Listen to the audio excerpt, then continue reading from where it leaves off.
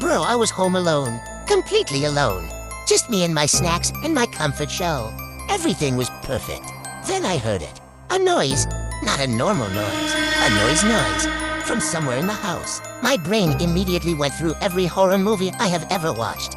Every single one. So I did the logical thing. I turned the TV volume up. If I can't hear it, it's not there. Then I heard it again. Louder this time. I grabbed the nearest weapon. A pillow. I was going to fight someone with a pillow. I tiptoed through the house like I was defusing a bomb. Every step perfectly silent. Every corner checked with maximum fear. I found the source of the noise. The fan. It was the fan the whole time.